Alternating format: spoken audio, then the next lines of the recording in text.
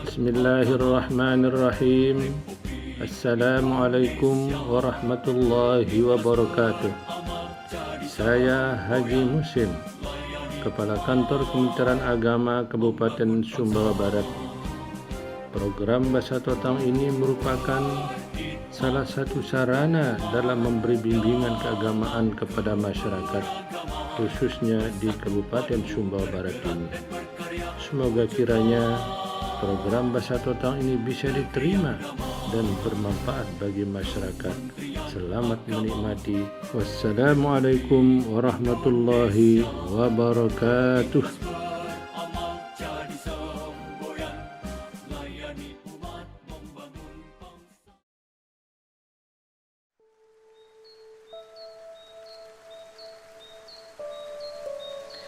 Bismillahirrahmanirrahim. Assalamualaikum warahmatullahi wabarakatuh. Alhamdulillahi wahdah, wassalatu wassalamu ala man la nabiyya ba'dah. Allahumma ya mufattihul abwab wa ya musabbibul asbab wa ya dalilil khairin, tawakkaltu alaika ya rabbul alamin wa ufawwid amri ilallah, innallaha basyirun bil ibad. Rabbi shrah li sadri wa yassir li amri wahlul 'uqdatam min lisani yafqahu qawli. Amma ba'du. Kaum muslimin muslimat rahimakumullah.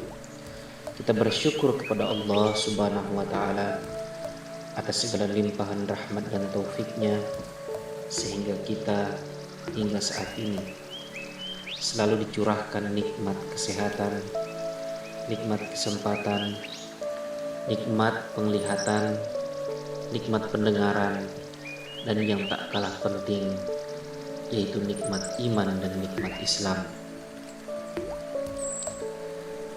Segala jenis nikmat yang Allah telah berikan atau yang telah Allah anugerahkan kepada kita haruslah berakumulasi pada satu tujuan atau muara, yaitu untuk meningkatkan ibadah, keimanan dan ketakwaan kita kepada Allah Subhanahu wa taala. Salawat beriring salam semoga selalu tercurahkan kepada junjungan Nabi besar kita Muhammad sallallahu alaihi wasallam, Rasul yang telah membebaskan manusia dari belenggu kesyirikan menuju kepada manusia yang bertauhid, yang mengenal Allah Subhanahu wa taala. Kaum muslimin rahimakumullah, perkenalkan, nama saya Sofyan Hadi, penyuluh non PNS Kecamatan Taliwang, Kabupaten Sumbawa Barat.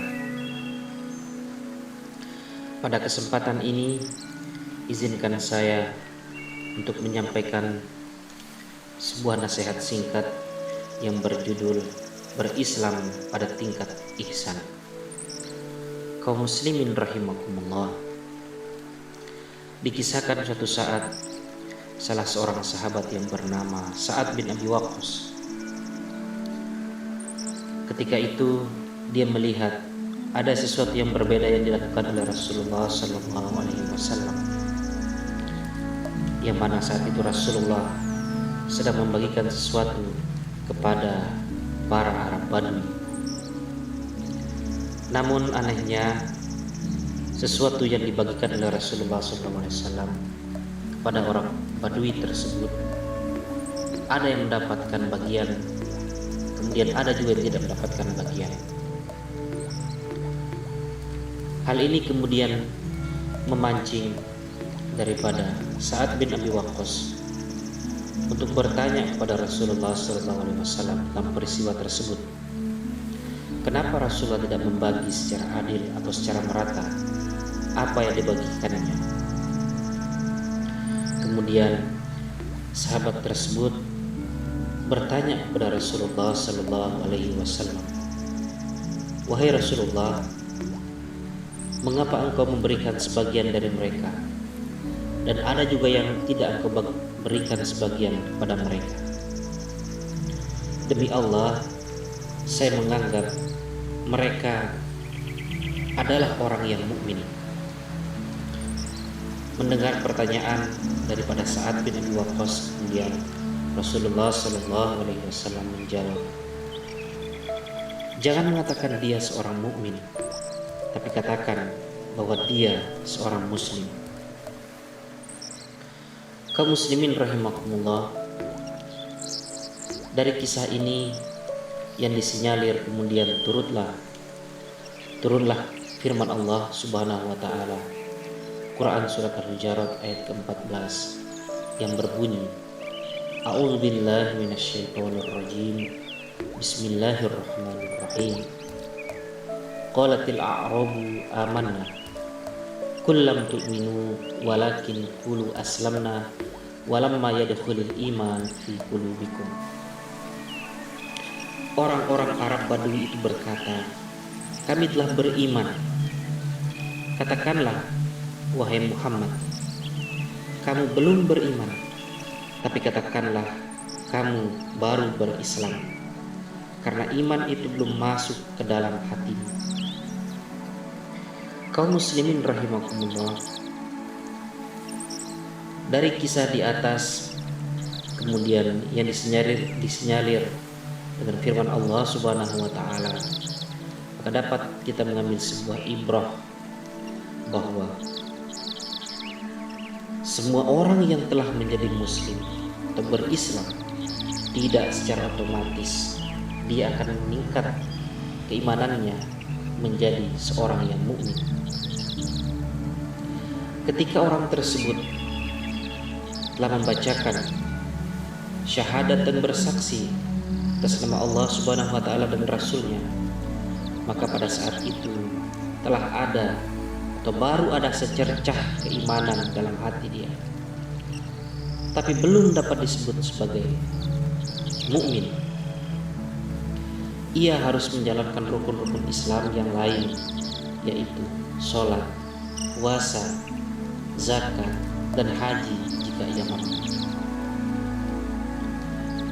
Hal ini kemudian berarti bahwa berislam itu beribadah dengan amalan-amalan yang dimulai dengan syahadat dan diikuti oleh 4 rukun lainnya, yaitu sholat, zakat, puasa, dan haji. Amalan-amalan ini disebut dengan ibadah mahdhah atau ibadah murni. Dinamakan ibadah mahdhah karena murni mengikuti syarat dan rukun yang ditetapkan oleh Allah Subhanahu wa taala dan tidak ada tempat untuk hamba berkreasi.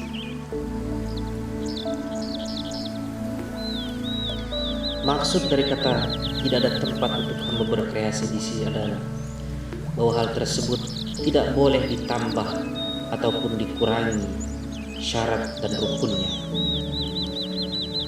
Jadi jika mencermati Quran surat Al-Hujurat ayat 14 di atas, maka Islam adalah tingkat sebelum iman dan ihsan.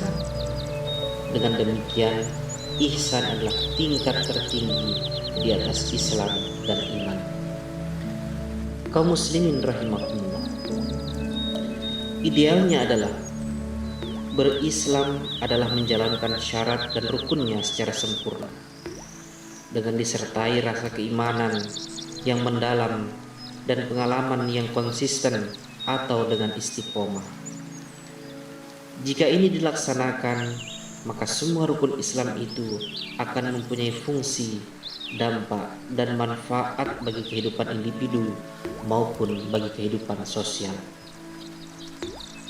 Puasa dengan keimanan akan membawa kepada ampunan Allah Subhanahu wa taala. Salat dengan keimanan atau khusyuk mengerjakannya akan mencegah daripada perbuatan yang mungkar. Zakat, sedekah, dan infak yang disertai dengan keimanan atau ikhlas karena Allah Subhanahu wa taala akan menambah keberkahan harta, dan begitu seterusnya. Hal-hal yang dilakukan dengan keimanan dan kepercayaan serta keyakinan kepada Allah Subhanahu wa taala akan memberikan dampak kepada orang yang mengerjakannya. Kaum muslimin rahimakumullah, ketika seseorang tersebut telah bersyahadat atau dia telah berislam, kemudian dia menjalankan rukun dan syarat-syarat Islam, lantas setelah itu dia beriman, kemudian dia menjalankan rukun dan syarat-syarat iman, maka jangan hanya berhenti pada tataran tersebut.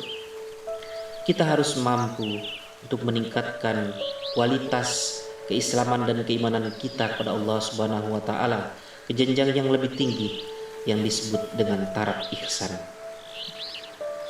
Taraf ihsan inilah yang menjadi puncak daripada keimanan seseorang kepada Allah Subhanahu wa taala. Orang yang sudah berislam di tingkat ihsan adalah orang yang 24 jam semua amal ibadahnya dijaga ataupun dalam lindungan dan pengawasan Allah Subhanahu wa taala. Tidak ada tempat baginya untuk bersembunyi daripada amal yang diperbuatnya. Kaum muslimin rahimakumullah. Karenanya orang yang berislam di tingkat ihsan adalah orang yang 24 jam semua amalan yang dilakukan di hadapan Allah Subhanahu wa taala dan akan selalu di bawah pengawasan daripada Allah Subhanahu wa taala. Tidak ada kesempatan, tidak ada tempat untuknya untuk melakukan hal-hal yang tidak dicintai oleh Allah Subhanahu wa taala. Tidak ada tempat dan kesempatan serta tidak ada waktu baginya untuk melakukan hal-hal maksiat, hal-hal yang termasuk dalam dosa-dosa besar, hal-hal yang akan menggugurkan pahalanya di sisi Allah Subhanahu wa taala.